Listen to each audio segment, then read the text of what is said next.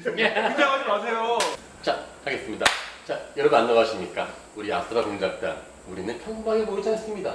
오늘은 울동 계곡에 있는 파스파라라고 하는 너무나 아름다운 파라스파랍니다.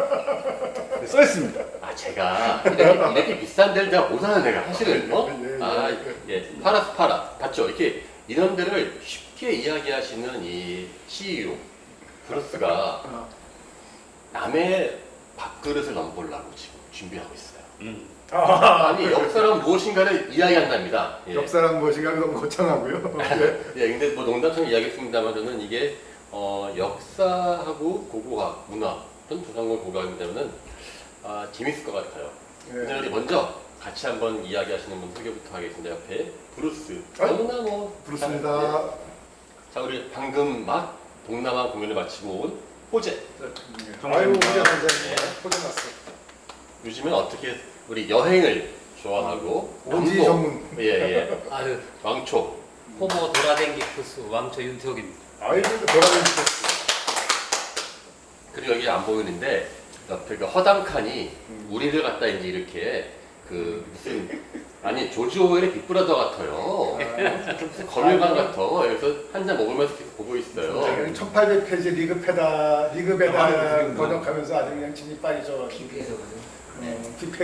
글쎄 뭐 리그베다 번역한다고 픽해지고 있는 지켜보다 제가 지치겠습니다. 너무 빨리 좀 보세요. 자, 그래서 우리 오늘 첫 번째 우리 이야기를 이렇게 해볼까 하는데 사학과 있지 않습니까? 나는 공부하다 보면 맨날 역사는 우리의 미래를 보여준다라고 얘기해요. 첫 마디가 미래를 보여주면은 다음 주에 삼성 주가를 예측할 수 있습니까? 뭐 이런 식의 딴지들을 많이 거는데 단순하게 구두선, 이부만 하는 이야기가 아니라 진짜 역사는 우리에게 어떻게 실생활에 도움을 주고 그 인스파레이션, 영감을 주는가에 대해서 브루스가 할 말이 많은 것 같은데. 예, 그러니까 이제 사실 이제 여기 계신 분 중에 역사 공부로 따지면 제가 제일 적게 공부한 사람인데 첫 번째로 얘기한다는 게 좀 부담스러운데요.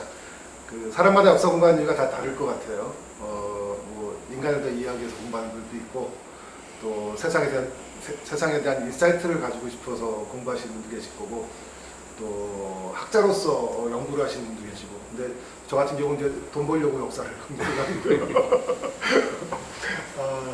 하나 이제 약간 재밌던 사건이 금융위기 직전에 2007년에 회사가 되게 잘 됐어요. 그래서 엄청 잘 나가서 뭐 매출 막 100억 언저리 하던 회사가 갑자기 300억 하고 그 이익도 뭐 3, 40억 이익이 나고 막 그러니까 자신감이 엄청나게 생겨가지고 빚을 몇백억을 얻어가지고 한번 세게 질렀어요. 세게 질렀는데 다 아시다시피 이제 금융위기가 왔고 회사는 부채율 400% 상황에서 아주 혹독한 위기에서 거의 뭐 문 닫기 직전까지 상황까지 갔었는데 그때 느꼈던 게 시장의 흐름을 잘 파악을 못했던 거예요. 그리고 이 시장이란 것들이 지나고 나서 이제 공부를 계속하면서 느낀 것들은 움직이는 패턴들이 있다. 그래서 오늘 최근에 제가 읽은 책 중에 레이 달리오의 그 변화하는 세계 질서라는 책을 보면은 그 사람은 빅 사이클에 대해서 얘기를 많이 하는데 동일한 비슷한 유형의 사건들이 계속 지속적으로 반복된다는 거예요. 그래서 뭐 경제위기 이런 것도 과거에도 여러 차례 경제위기가 있었고요. 그리고 제국의 흥망성쇠도 계속 여러 번 계속 있어왔고 그런 패턴을 잘 이해를 한다면은 미래를 예측하는 데 굉장히 중요한 수단으로 쓰일 수 있고요. 그렇게 될 경우에는 회사의 장기적 경영이나 뭐 전략 수립에 상당히 큰 도움이 된다고 생각을 합니다. 그리고 실제 역사 공부하면서 회사 경영에 대한 인사이트를 많이 얻고 있고요. 무엇보다 이렇게 역사를 보통 공부를 하면 한 5,000년 정도의 시간을 공부를 하게 되는데 자연스럽게 사람이 좀 롱텀해지는 것 같아요. 그래서 장기 목표, 5년 후, 10년 후, 20년 내 목표를 위해가지고 지금 무엇을 해야 되지? 그리고 어떤 큰 흐름 속에 내가 지금 있는 것인가? 이런 거에 대한 생각을 많이 하기 때문에 기업 경영을 좀 장기적인 목표, 거시적인 목표를 가지고서 하는 사람들한테는 역사 공부가 아주 큰 도움이 될 거라고 생각합니다. 그러니까 이게 쉽게 말하면 우리가 보통 감이라고 보통 우리 이야기하더라고요. 저도 사실 감이라는 게 있어요. 학생들이 가끔씩 이제 공부하러 온다든지 아니면 어떤 자료를 볼 때 흐름을 잘 보면은 사실 물론 나 논문 쓸 때는 아주 글을 풀어서 논리적으로 쓰지만은 처음에 아직 감이거든요. 예. 근데 아마 그 감이라고 하는 그 직관에서 평소 역사를 이뤄서 얻었던 지식이 네. 그 감을 잡는 데 상당히 도움된다라고 하는. 정말 도움이 많이 됩니다. 그리고 과거에 있었던 일들이 뭐 지금도 똑같이 일어난다는 생각도 많이 하는 게 전에 왕초 선생이 그 소설 실크로드라는 책을 그 서양 아줌마가 쓴 책을 실크로드 이야기. 예. 실크로드 이야기를 추천해 주셨는데 거기에 이제 저는 그 재밌게 본 게 그 소그드 상인의 한 9명인가 10명인데 이게 쭉 나오는데 소그드 상인의 어떤 거를 그 작가가 역사학자예요. 굉장한 역사 실크로드 학자인데 그 사람이 자기가 그런 역사적 팩트랑 자기가 그 이입을 해가지고 약간 소설 단편 소설 형식으로 썼는데 가만히 보면은 기원 한 800년 서기 800년 정도의 소그드 상인들이 지금 21세기를 살아가는 1300년 후에 지금 이 시대를 살아가는 현재 상인들하고 차이 날 게 별로 없어요. 똑같아요. 하는 짓도 똑같고 생각하는 것도 똑같고. 그래서 야 이게 사람 사는 게 참 비슷하다. 그런 걸 절실하게 느낀 적이 있습니다. 인간이 만들어낸 그러한 그 사회에서 역사라는 게 호재 어떻습니까? 호재도 보면은 이렇게 동남아를 보고 많이 문화를 보면 다른 사람 관찰하는데 그 사람의 동남아 저는 죄송합니다. 제가 이렇게 편견이죠. 정말 다양한 사람들 동남아를 통쳤는데 그들의 역사를 안다는 것, 그들의 현재 경제를 안다는 것과 연결될까요?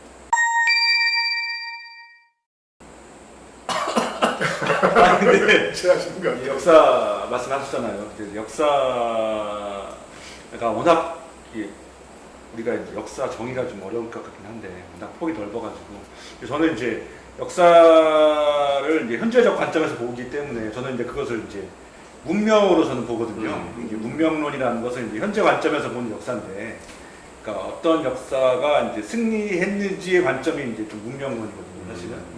근데 이제 그 우리는 보통 동북아 역사를 볼 때 한중일에 너무 익숙해져 있기 때문에 이제 한중일 역사가 이제 대부분 다일 거다라고 보통 인식하고 이제 서부 역사를 보지 않습니까? 근데 이제 제3세계라든지 동남아시아라든지 중앙아시아도 마찬가지일 것 같은데, 그러니까 우리가 이제 주류 역사에 포함되지 않은 굉장히 다양한 사회가 있었더라고요, 보니까. 제가 드리는 말씀입니다. 그러니까 우리가 네. 동남아 그러면 뭐 태국이나 미얀마 똑같이 약간 이렇게 생각할 수 있는데 마치 서양 사람이 와서 한국이나 일본이나 한국 사람한테 와서 막 곤니치와 이러면서 막 그러면 우리는 되게 막 분개하고 이러지 않습니까? 그렇죠. 저는 그런 식의 어떤 역사에 대한 이해가 그들과 커뮤니케이션 하는데 정말 중요하지 않을까? 그 중요하죠. 그래서 그 작은 사회를 이해하는 단초는 역사밖에 없다고 생각해요. 그러니까 그것을 그 시장을 그러니까 시장이란 혹은 사회라든지 국가를 볼 때 이제 어쨌건 단초는 역사로 밖에 볼 수가 없죠. 그러니까 역사라는 거울을 통해서 그 사회를 볼 수밖에 없고 그거에 대한 이제 총체적 우리의 이제 평가가 이제 문명인 거죠. 이 문명은 약하네. 예를 들어서 우리가 흔히 얘기하는 문명이 약하구나. 이 지역은 왜 약할까?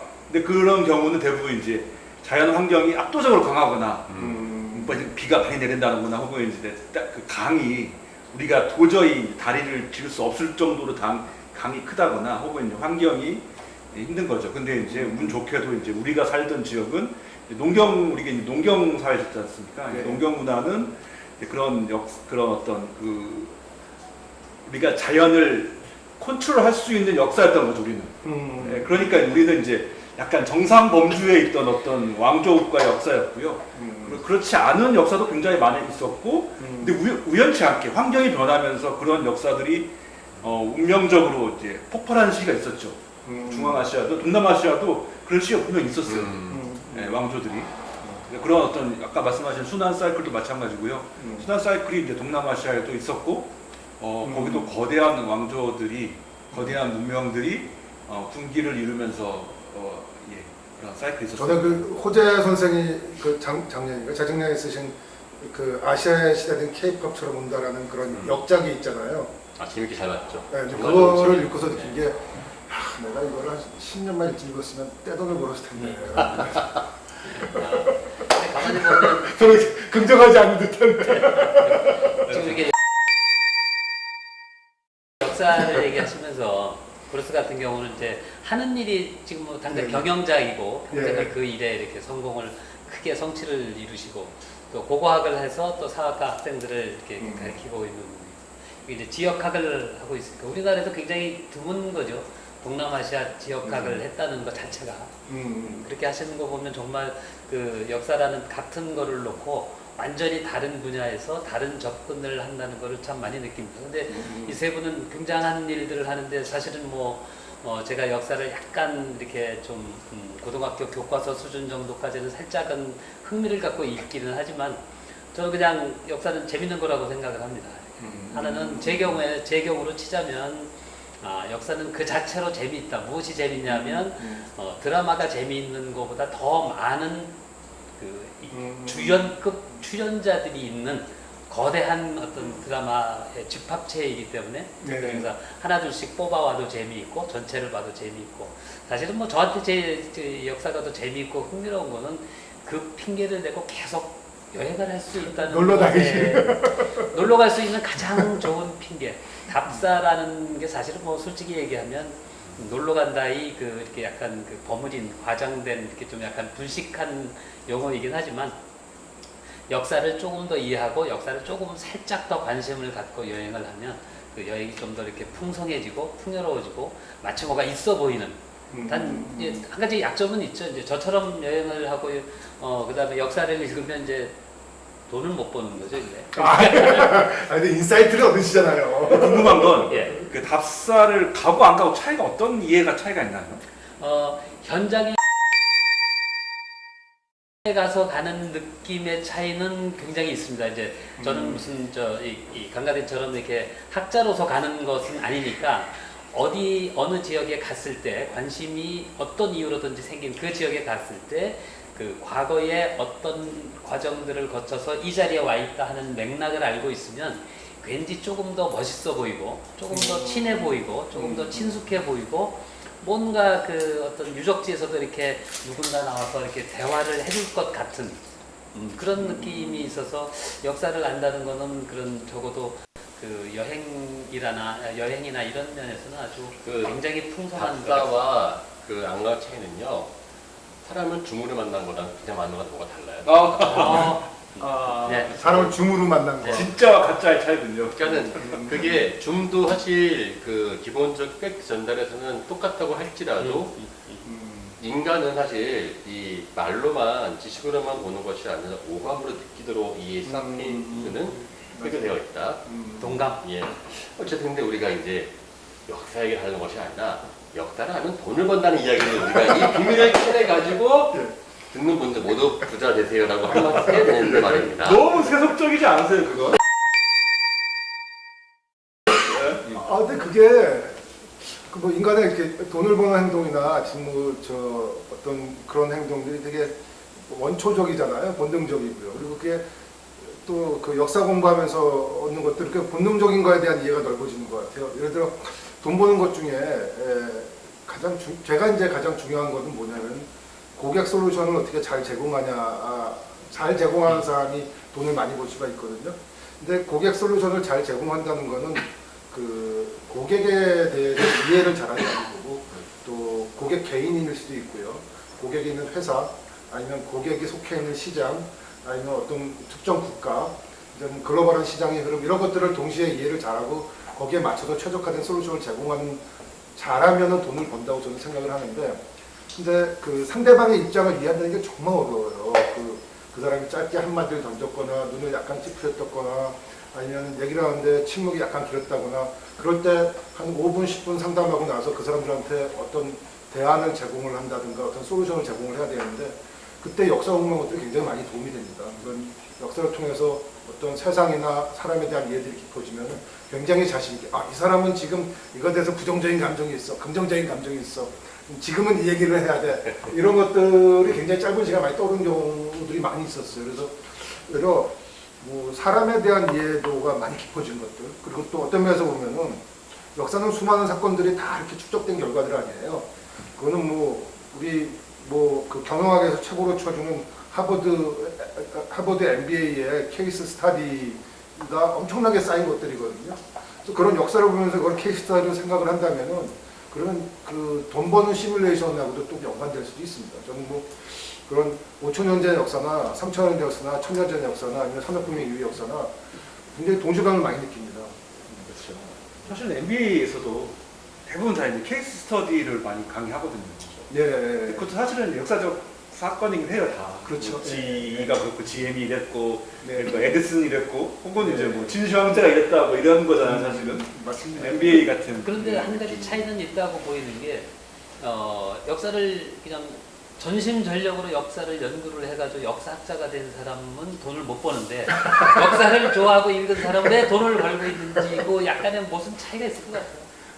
그러니까 뭐 지향점이 약간 다른 거고요. 그 가고자 하는 방향이 약간 다른 거고요. 저는 뭐 사실 역사가 그 본업은 아니니까 그리고 그 본업을 위해서 더 이렇게 내부적 역량을 쌓기 위해서 하는 공부가 역사니까 이게- 저는 좀 뭐랄까 좀 고수는 아니고요. 그냥 원래 저기 그 야구 해설은 야구 선수는 못하고 관중들이 잘해요. 그렇죠. 예컨대 왜 선수들 은퇴하고 해설가 세우면 다 말 못해요. 그렇습니까? 여기서 왜 인코스가 나올까? 그러면은 해설가들은 저 사람이 어깨가 어떻게 나오는데 그 선수는 던지면 안 될 수도 있어요. 이렇게 치예요 그냥.